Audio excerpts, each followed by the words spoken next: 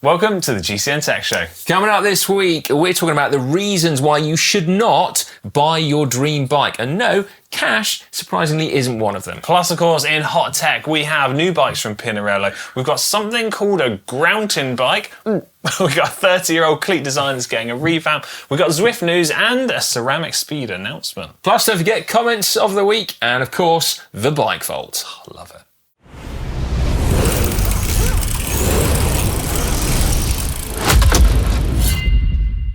Okay, hear me out. Buying your dream bike, or perhaps we should call it your forever bike, might not be such a good idea after all. What? How's that a thing?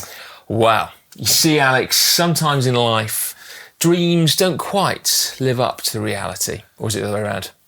Anyway, you know what I mean. I kind of know what you mean. I wasn't expecting to go philosophical on us straight away. But, like, how can you think this is the case? Because surely, at any point in life, having the bike that you dream of is better than not having it at all. Well, so there's a few things to unpack here, aren't there, basically? Firstly, this idea of the forever bike, okay? I mean, I think maybe it's like a midlife crisis thing a lot of the time, isn't it? Yeah. But people often go, I'm going to buy this bike that's going to last me for the end of my cycling days. It's going to be made out of metal, probably, isn't it? That's how these things go. But the trouble is, bike technology just sort of evolves, doesn't it, incrementally. Yeah. And so there's this sense that your forever bike is going to be like a time capsule. And so if you bought your forever bike, let's say in 2010, 2012, it's going to have narrow tyre clearance if it's a road bike. Yeah. It's going to have rim brakes. And that's not a problem because that's still amazing. But will you still love your forever bike when you're comparing it against modern stuff? Modern bikes, you can no longer get a new group set for it because you can't get disc brakes on there. Yeah. And you think, actually, you know what? 28mm tyres would be really nice. But when I bought my forever bike, that wasn't a thing. So it's got 23s on there. They're not future-proofed, are they? No, exactly. So the thing that got me thinking about this, right, is there's kind of like two avenues to pursue when you look at this. You're either looking at the dream bike that's a current bike, you sort of really lust after it's like modern current, and you're thinking ahead. You go, I'm going to get that bike, I'm going to keep it forever, right? Or there's the sort of reversal of the process, like you've said about, where you're looking at trying to get something that you wanted a long time ago and you couldn't get, but for now, whatever reason, you can perhaps get it now. The example that springs to mind, I give it every single time we talk about this kind of stuff, it's my retro Trek, right? Yes. I love this bike. I don't quite know why I love it, but I love it enough to overlook all of its flaws. And I feel like it's the same for some people, but I totally get what you mean. The realities of having this so-called dream bike, it isn't amazing. I quite often do ride it and think, yeah, it would be cool if I had wider tyres on it. And there's lots of aspects to it that don't match up with modern bikes, but I think I'd somehow love it enough to overlook that. Well, I mean, I suppose we said we weren't going to talk about cash, but that's a big part of it, right? We're going to talk about cash. If you've got enough money to get your dream bike from years gone by, and so you can justify having something that you ride once in a blue moon and hang on the wall, then I think that's okay, because people, you know, it's totally fine to take pleasure in ownership, even if you don't actually use it. Like that's a legit thing, right? I think with cycling, unlike other collecting hobbies, it's hard to make money, isn't it? There are one or two bikes that you could probably buy and store, and then they will appreciate in value. But very few, I would say. Very, very few. Yeah, I think, and you have to go back like quite a few years in order to be able to get those. You know, we're talking like, I don't know, what would it be? A Colnago C40 Mapei edition probably would be one example. That's sort of the first type of thing that springs to mind for me. Yeah, or a Lotus. Yeah. Maybe a Cinelli Pista. Like there's a few, aren't there, where you could be like... But generally speaking, if you buy your dream bike, let's say that Time VXRS that we had on GCN at the weekend, you buy that, you know, it's not going to go up in value, not for a long time, is it? I don't think it probably ever will. It's just... it's only going to be appreciated by the people that kind of are into that. Yeah. No one's going to generally look at it from an outside perspective and go, do you know what, take all of my money, I want that thing. Yeah. And I think the dream or thing that you sort of lust after is often, be it like an iconic, like heritage brand, like some crazy piece of technology, or something that is like handmade and handcrafted by like artisans. And I feel like the the thought and dream of having this stuff or the technology is like, you feel like it's gonna revolutionize your ride. Your adventures on bikes are gonna be loads better. But the reality of it is, it's maybe like a tiny little difference. Yeah, and it's not necessarily better either, is it? Not always. Particularly if you go custom, because each custom bike, by definition, is a prototype, isn't it? Because it's a one-off, right? It's never been built like that before.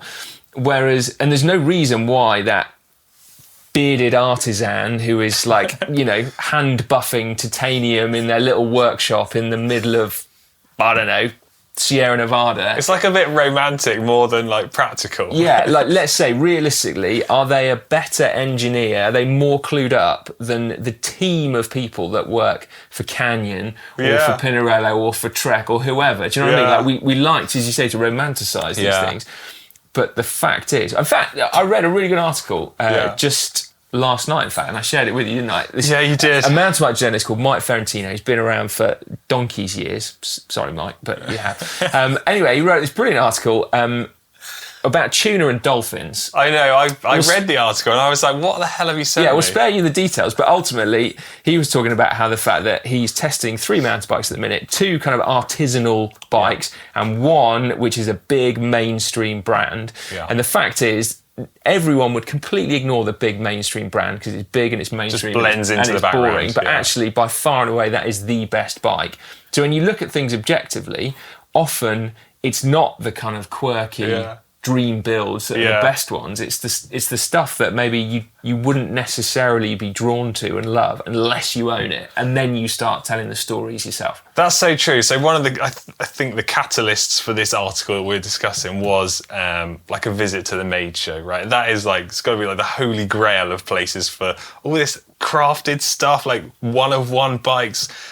And I think anyone who's interested in bikes would go to that show and be like, oh, I love that, I really want that, I wish I could have this. But like we've said so many times just a minute ago, the realities of having that are going to be so far removed from like your dream at the time of seeing it. Yeah, that's it. You might end up commissioning that build. The chances are it's probably not as good as the one that's made by the big mainstream brands. And then you've also got this thing where a few years down the line, you feel really guilty because you're no longer riding it because suddenly you want a bigger tyre clearance or whatever, more aero, or I don't know, you want a recumbent, whatever it is. Like, one bike that springs to mind that I've always had this dream of would be like my last bike that I raced on. And I now and again think, I really wish I'd have bought that bike or kept it. But I mean, at the time, it just seemed irrelevant to me. I was like, well, I've just ridden it for like 2 or 3 years. I don't need to keep it. I know exactly what it's like to ride. But I look back on it and I think, I wish I had this. Like, that's the dream. But then in the back of my mind, I'm like, well, with the examples of Canyon Aeros, right? I've spoken to the person who's designed the old bike that I raced on and the new one. He's like, well, the new one's way better. So then I'm like, oh, maybe there's no point in me getting it because I'll just be a bit disappointed because I've ridden the new one. Yeah, absolutely. Well, so I did keep my last race bike, one of them, and it's been on GCN quite a lot. And the fact is, it feels like absolute crap compared to all of the amazing bikes. And it's not. It was amazing, and it got me round, a bunch of tough races in 2012, but the fact is now I'm like, I don't really want to ride that bike. Probably doesn't help that we get to ride like the latest, greatest bikes. That's true, but then we can use this rarefied position to say to people, actually, maybe what you think is true isn't true. And there is also one other last thing, Alex, and I know I said I wouldn't talk about cash, but this is now the second time I'm talking about it. I think that whilst really stretching to afford to buy a bike is a noble thing, and I've done it many times, I feel like I get the most value out of a bike that I can afford to replace the bits. So ride a bike that you can afford to replace. So there's no kind of going out in the rain going like, oh my God, I can't touch my brakes because I can't afford to replace the brake pads, or my chain's wearing out so I can't use my Dura-Ace Quip bike. Do you know what? Going out and riding whatever level of group set that you can afford to replace. And then you don't feel bad about riding in the rain or riding in the grip, particularly gravel bikes. It's mad that you just said that, because I was riding at the weekends. Chloe and I were out cycling, and she's got a couple of really nice fancy bikes, and we've kind of like stretched to get them because they're really cool, and if you're interested in that, it's nice to have this fancy stuff. And at some point in our ride, it occurred to me, I was like, if like we crashed, I was like, there's a lot of expensive stuff to repair. I was like, that is going to be very painful to fix. Yeah, totally. I'd never really thought of it that way. It's quite liberating, I think, to have that kind of bike where you can just, like, you don't have to abuse it, but it becomes less, it becomes more functional and less like something that you need to just treat with kid gloves. Do you think this thing scales up? Do you think people that have got crazy expensive cars drive them and are like, I can't possibly have a problem in this car because I can't afford to fix it? I bet they do. Yeah. And it gets worse and worse, right? The more expensive the thing is. Years ago, I went to a team launch of mine. I mean, I say years and years. 2006, right? It was in a vineyard in California. It's pretty cool. Yeah. And anyway, the person who owned this vineyard, out the front, he had a Maserati among many other cars, and it was filthy. It was covered in mud. And I was like, do you know what? Like, if you've got the money to have a Maserati, fair play to you for getting it muddy. Yeah. Like, that's kind of, that's the ultimate in buy what you can afford to replace, I guess. Well, I like that. So, to kind of summarise and wrap this up, are we saying we suggest people do or don't buy their dream bikes? How are we going to position this? I mean, obviously, if anyone has the ability to buy their dream bike, then go for it, right? Yeah. But if you don't have the ability to buy your dream bike, then that's okay, because actually the dream is not quite what you think it is, and there are many reasons why you should never buy that dream bike. And ultimately, the bike that you can ride and love is going to be the best bike for you, isn't it? And a dream bike doesn't actually have to be expensive. Like, that's also one of the good things. No, very true, yeah. Well, there you go. There's our thoughts on it. If you want to share your thoughts, get involved with the comments section down below. And I say every single week, we'll pick out the best comments and read them out next week. Cool. What is your dream bike? I don't actually know. Nah. Don't have one anymore? No, I don't have one anymore. Yeah, the dreams all been shattered. I've just ridden too many different bikes. Just your Canyon Aeroad from 2015. Well, I wouldn't know. I've not got it back yet to find out. Maybe one day I will build it up and buy it and figure it out. Do you know what? I had a Canyon Aeroad for many years on GCN, and it was this black one, and I loved that bike. I travelled around the world with it. I went everywhere with it. And rim brake generation 2? Rim brake, yeah. And it went back, like all our bikes do with GCN. And I really regret not trying to hang on to that, because I loved that bike. Well, this is the same generation bike I'm talking about. So maybe we should just actually do a build and get one and find out if it was actually worth it, or if the dream is going to be shattered. I think I've seen videos you made on that bike long before I was here on GCN. Oh, mate, yeah, it was, I had it for like 3 years. It was amazing. I think the one thing I would find is that, funnily enough, it's not quite as fast now as it was back then. But that might... The bike or you? Well, exactly. I think it might have more to do with the engine sat on it. But yeah. Anyway, there we go. Let us know what your dream bike that you shouldn't buy is as well. Or a dream bike that you would actually quite like to buy. Yeah. Right, moving on to hot tech, actually. Talking of dream bikes and bikes that people like to lust over, Pinarello have updated their F series, right? Oh, yeah. But the good thing is, this is the popular series where it's drawing on like tech from the Dogma F and tricking it down to slightly more affordable price points, right? So there's been a few changes and updates here. Should I start the front of the bike and work backwards? Yeah. Well, you've got a new handlebar at the front, so you've got the same Talon Ultra Fast as what was introduced onto the Dogma F. You've got the ETICR, like narrow headset. You've got a narrow head tube, narrow down tube. You've got the compact aero keel bottom bracket, revised rear triangle.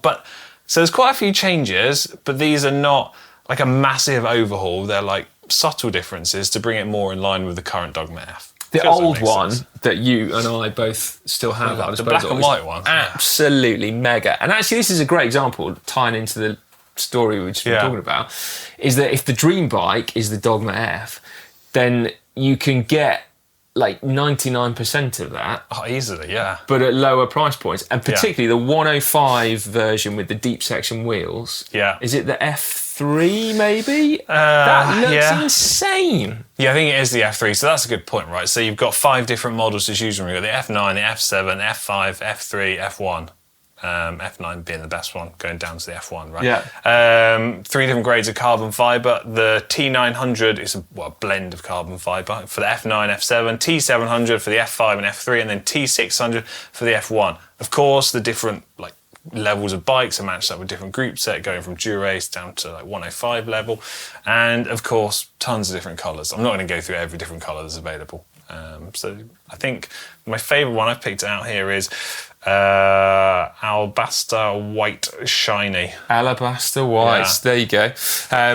That's super cool. But yeah, like, and I know we're talking big money for lots of people here, but for an entry level at 3,000, like for a Pinarello, getting you into like a bike that's similar to what people have ridden in the Tour de France and won on. Like, hell yeah. No, that's wicked, isn't it? If you do love the top spec Dream bike, there's also updates to the colours that are available there, and Pinarello have made changes to their My Way customization platform with even more different options to choose from. Well, that just allows you to dream, doesn't it? Yeah, that is customise your dream Pinarello. Yeah, you don't have to press purchase straight away. You can just like lust after it for ages on the screen. Right. Talking of new bikes, British brand Pashley have released a new bike, and it's called the Wild Finder, right? Okay. But they have described this bike as something called a grounting bike. Now, I know. I mean, Pashley is an iconic British brand. Yeah. I had a lot of respect for them. What on earth is that, guys? I mean, you don't have to be a genius to figure out what the kind of name is. It's a combination of a gravel and a mountain bike. You have to be an expert. So what they said, built from Reynolds 853 steel tubing. The frame is supplied with a rigid fork, but full builds are available with 100mm travel RockShox SID SL forks too. I mean, that, to my mind, Alex, is a bike that is going to be incredibly slow. I can't look at that picture and see it as being a bike that would be nice to ride. I think it's a bike for pootling on. Yeah, I think... Yeah. Okay. But if I was going to pootle, again, I'm like a stuck record. Why would you want drop handlebars? They're not that good. Are they? No, I know what you mean, yeah. It's like, great. Yeah. Like, if drop handles were that good, you'd get them on motorbikes, wouldn't you? Oh, I never thought about that. I can't even argue against that, to be honest. Yeah. Anyway, there we go. So frames from like £1,600, different builds going all the way up to £3,995 for like a rival GX Axis build. Some people will look at that and love it. Others might not. Yeah. If that's your bag, go for it. I'm not judging. Bit of news or announcement from our friends over at Elite Wheels. So a little while back, they released the Drive 2, their latest update to the wheels. Yeah. And they've got some 50mm special edition Vinnie Fantini Team Edition wheels to celebrate their 10-year anniversary. Oh, nice. Those are pretty cool, aren't they? Yeah, like cool little blue logos or decals. Whoa. Yeah. I tell you what, if that matches your bike, that's going to look... Yeah, well, this is the thing, because I looked at it and I was like, the colours are cool, but not necessarily my colours, or certainly not GCN colours. But I think, imagine if we could get cool GCN coloured logos. Yeah. I don't know. If you're listening, guys. Yeah, listening. Cool. Right, what's next then? Zwift news. Oh, Alex. yes. I've actually got the piece down here. Look at this. Right. So, if you're not familiar with Zwift, the cog and click has been around for a little bit now, trying to make different trainers accessible to lots of different bikes, all sort of different fitments, to make it simple, right, to get on Zwift. So there's been an update to the cog and click system, and here's the clicks, which gives you access to loads more different features and functionality that you get with Zwift, but you can mount them onto pretty much any bike that's available. That's pretty cool, isn't it? Yeah, it's pretty cool. So you get all of the in-game function buttons, basically, but mounted to your handlebars. Yeah, that's it. Well, exactly that. The same as similar functionality to what you get with the Zwift Ride, which is the sort of stationary bike. Pretty cool nonetheless. Super cool, yeah, those are neat, aren't they? There's a bunch of new updates and stuff to go through happening over on Zwift. So I'm gonna quick fire through them for you, shall I? Go for it. So before you do, I'll just say the buttons feel nice. Yeah? You know when someone's got the button press just right and you're like, oh, that's satisfying. Do you think you're going to really appreciate that when you're like full gas on your intervals? I tell you what, that click. Satisfying. Well, there's nothing worse than a non-clicky click. When you're riding, do you know what I mean? Yeah. It's like, you need to know that you've pressed it, because when you've got lactate coming out your eyeballs, you're maybe not thinking about. Yeah, well, they're what's going available on to at your pre-order, pals. and I think they're going to start shipping in the next few weeks, in the next few weeks, which is pretty cool. Nice. Got then updates. Yeah, right. So there are now personalised recommendations on Zwift. There's automatically adjusting goals. There's new power segments to allow you to compare your best efforts against your own. You've now got cooldowns within events. There's also a week-long Brompton Zwift World Championships, and you can join Dan twice a week as he tries to get fit again for the Gravel World Championships. Did we also mention he seems to be doing that in work hours before? Yes, we did. Played an absolute blinder there, hasn't he? He has indeed, yeah. And then what I think we're particularly excited about is the new Zwift Racing League GCN teams. Oh, I'm absolutely buzzing to get a race. So Zwift Racing League runs all the way through, autumn, winter and into spring. Yeah. And thousands of people do it all over the world. So there's loads of different levels for every time zone. You can basically, no matter who you are, you will find the perfect competitive race. Yeah. Now you can join up to the ZRL with a bunch of your riding mates, like from in real life. You can join virtual clubs, and that's exactly what we're doing. So GCN, which is actually the biggest club on Zwift.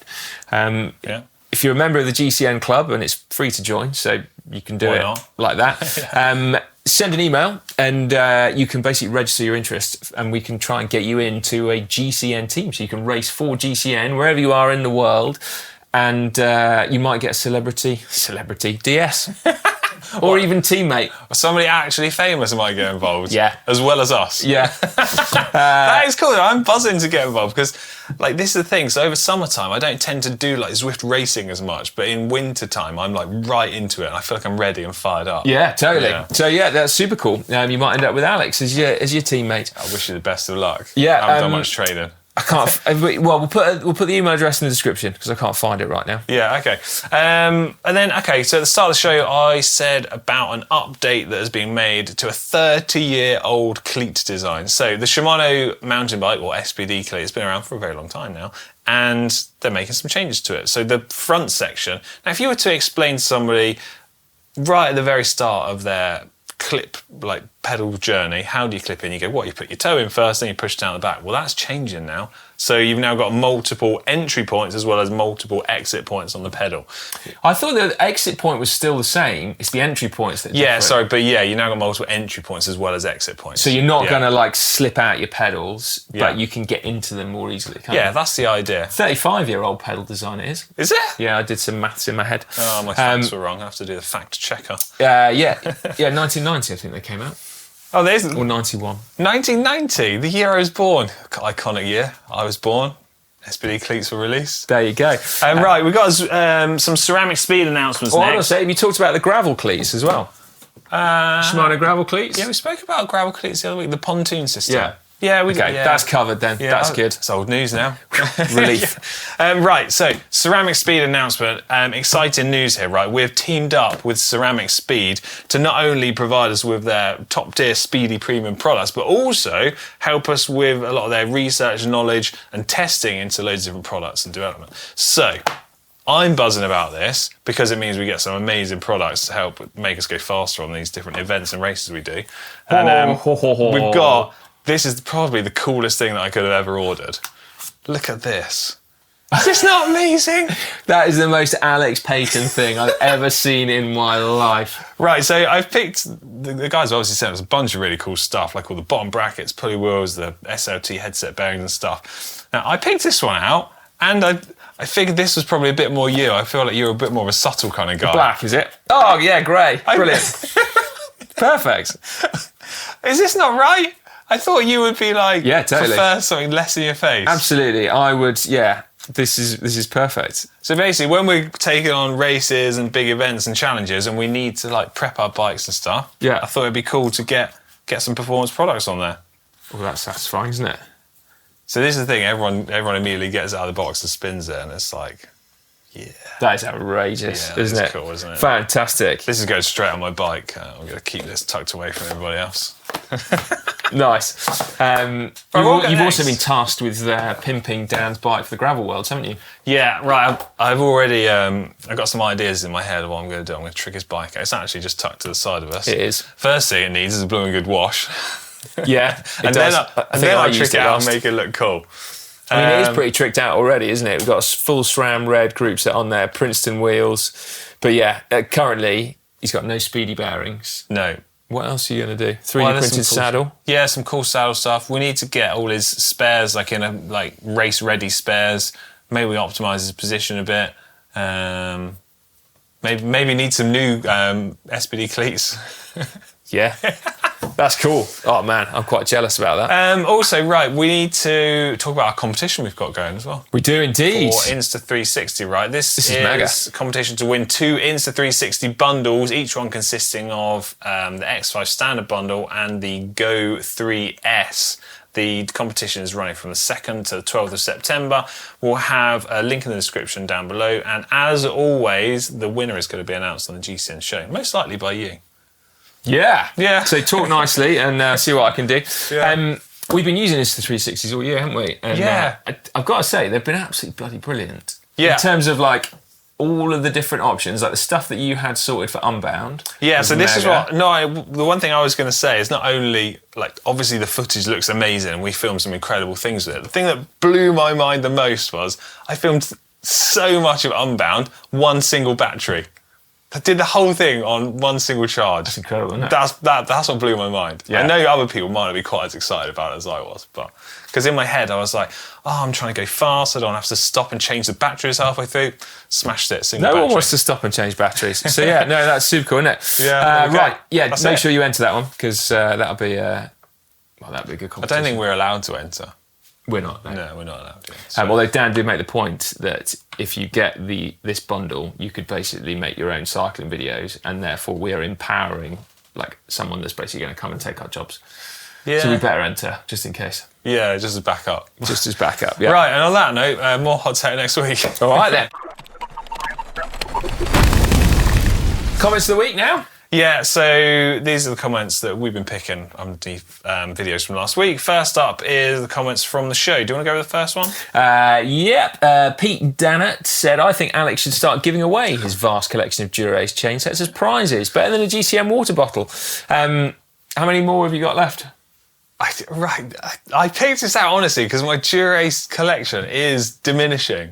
Where are they all going? I don't know. I've been bringing bikes back into GCN Mega Base, right? And I swear, they're like the chain sets are coming off and they're getting switched out with different ones. So no way. I need to do investigations of this because the supply chain is running low. You do. I am doing a bike build here on GCN Tech over the next few weeks, and I too found a Dura-Ace chain set. It's slightly older than Alex's. Yeah, I knew it was there. Don't get me wrong. It wasn't like a surprise, but it's a nice addition. I couldn't tell you what. Is it 7800 maybe? Anyway, someone will know. Shiny and silver. Yeah, I think it's from like 2008. Anyway, I'm pretty excited about that one. Richard SFO says Ollie made it 13 minutes into the show before mentioning wheel balancing, was wondering how long it would take. Speedy and complete recovery, Dr. B. Yeah. He's getting back there, isn't he? Yeah, he's doing great. We've set him off on a mission actually today, haven't we? He's riding up a hill with Andrew Feather, so hopefully he's feeling better. Yeah, hopefully he's feeling good. And then the weekend, one of the videos I made was talking about why I believe aluminium bikes are amazing, right? And all the reasons why I think they could be like seen as a good alternative to carbon fibre. Couple of comments here. New Horizons.English. Aluminium frame, carbon fork and 105 is good enough. We could have just stopped there and they'd have been happy. I think a lot of people could feel similar. Absolutely. And do you know what? It comes down to what we talked about. Like, there aren't that many aluminium bikes that are up there as dream bikes. Like, they do exist. You do get dream aluminium bikes, but it's just we don't often, like, have them as our pin-ups. Yeah. But they totally won't disappoint you. No, that's it. Absolutely not.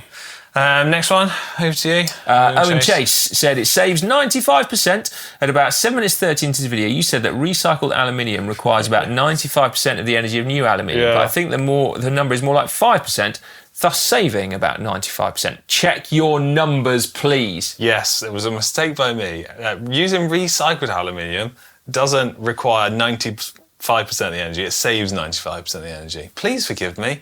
It's a disgrace, Alex. It's a disgrace. Absolute disgrace. Yeah. But I think we knew what you meant. Yeah, we need a formal apology? I think it's all right. Yeah. I'd like a formal apology. So I am incredibly sorry for misrepresenting the energy requirements of recycled aluminium. I hope you can find it within yourself to forgive me. Who have you let down, Alex?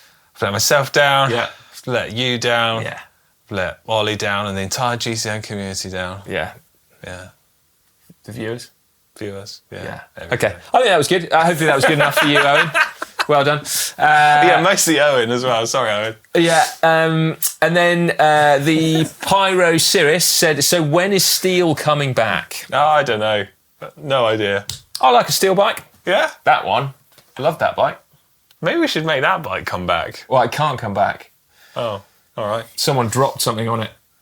Oh, Christ. I know. Yeah. I'm still pretty upset about that one, but yes. It's all subjects. We'll move on from yes. that. Right, I also made a video about half-link chains at the weekend. Yeah. A subject which apparently interests quite a few people, a lot more than I was anticipating, which is good. It's amazing, yeah. So, first comment is from El Chupacabra, 1666. Is that about right? I don't know. When we talk about chain stretch, it's usually the pin wear making the chain longer, not real stretch of links. However, half-link chains with their bent links, on the other hand, can make chain stretch a real possibility. And I hadn't thought about this, so I'd overlooked it. So I'm pleased they highlighted that. Ah, that's interesting. Yeah, because if you've got the link that's been shaped, it could just stretch straight, basically. Yeah. Crikey. Yeah, Okay. I overlooked that bit. And then Franz Schroeders said the half link has been around forever as a master link for fine-tuning chain length. Shadow was just crazy enough to make a whole chain out of it. Yeah, another really good comment. Yeah. Yeah. I had no idea that was true, but... Yeah, you could just add one half a link in and you've solved your problem, rather than just having to have the whole chain made of half links. No way. Yeah, there you go. We shall move on to the bike vault. Would you do me the favour of getting the bell, please? Yes. Thank you. Took me a while to find that. Right, the bike vault. This is where you can upload pictures of your bikes using the link in the description down below, and Si and I will judge them to be nice or super nice. If they're super nice, the bell gets rung. Oh, bloody hell. Right, okay. Right, Nicholas starts us off with his Canyon Air Road. Wow, we were saying, weren't we? Yeah. At the beginning, about how much we love an Air Road.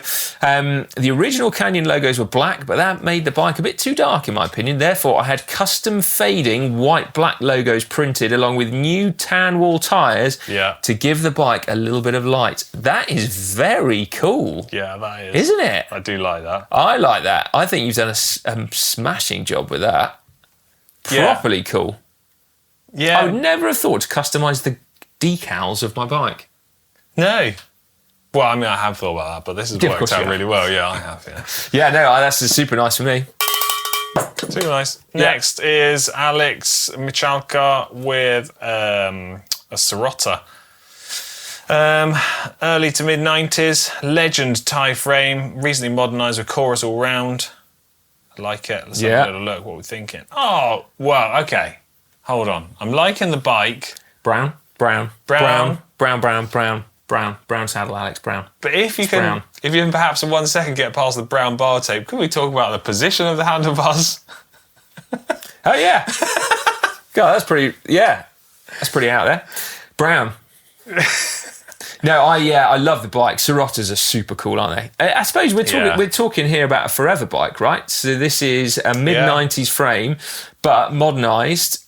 How does it ride? That's what I want to know. Like, you got a mega new Campagnolo chorus mechanical group set. That bar tape is brown. Yeah. But no, I like that very much. I think that's super nice, cool. huh? No, it's got brown saddle and brown handlebar nice. tape. I can't. And I know that's just me, but you know. Okay, right. Dane Price next to say, hello, Alex and Ollie. Sorry, I didn't mention you, Si. That's all right. I didn't know I was coming today. 2001. What have we got here? A Eddie Merckx Team SC with some neat rate history, of course. That Scandium is cool. frame. Apparently, was instrumental in a historic podium sweep at the 2001 Paris-Roubaix. Didn't know that. Oh, yeah. It's an iconic race, that one. If you ever want to watch one of the best cycling documentaries ever made, search for Road to Paris. So you can find it ripped onto YouTube. It's about Lance Armstrong and about his like approach to the Tour de France in 2001. But there's a whole big chunk on the classic squad, George Hincapie, including this bit from Paris-Roubaix 2001. Honestly, it's one of the best cycling documentaries. This sounds cool. Maybe this is my evening viewing tonight. I cannot recommend it enough. Genuinely, it's so good.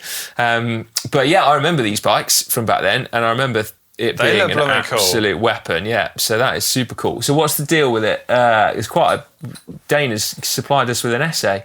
Well, skim down, we've got some of the details at the bottom. Yeah, so he's replaced the original Shimano group set with Campagnolo Chorus. Our second Campagnolo Chorus group set of the week. That's interesting, isn't it? And then the initial paint scheme was short-lived. A devilish-looking badge of Eddie's face on the fork, top tube and down tube that reflects his initials. Ha! No way. But there we go. I like it. I like it. I just think that's very cool. Super nice? I think it is for me, mate. I think it is, yeah.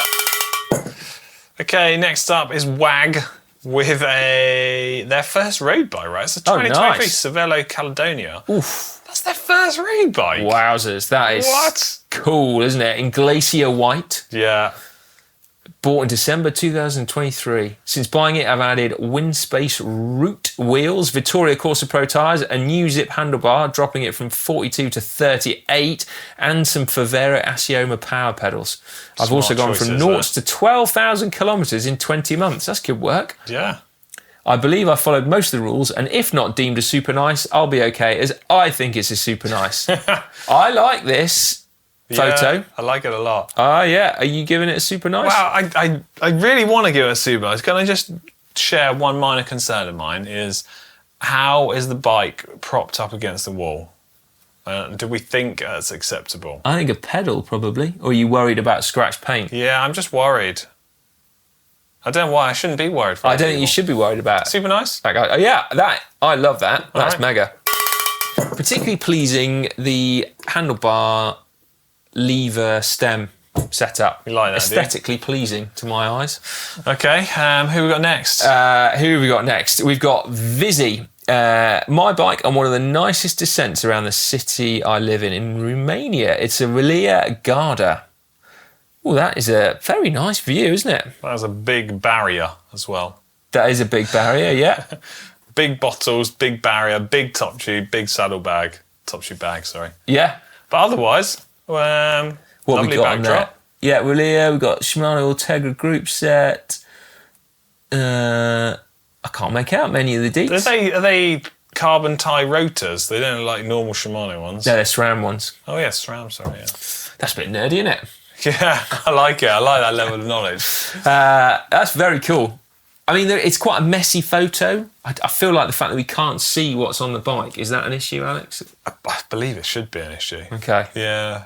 Oh, what a shame, because that's a banger. I tell you what, I wish you could have told us whereabouts in Romania you live as well, because that looks amazing. I've never been to Romania before, but I really want to go. No. But the bike, nice, super nice. Some of the largest ancient forests still in Europe, in Romania. Yeah? True story. Any thoughts on the bike, though? I mean, the bike's great, but I think it's only a nice, isn't it? With that composition. Yeah, okay. Well, we're going to end on a nice then. That's this week's GCN Tech Show, done and dusted. Si, thanks for joining, helping us out and discussing dream bikes. Pleasure as always. Yeah, do get involved in the comments section, of course. We want to know whether or not...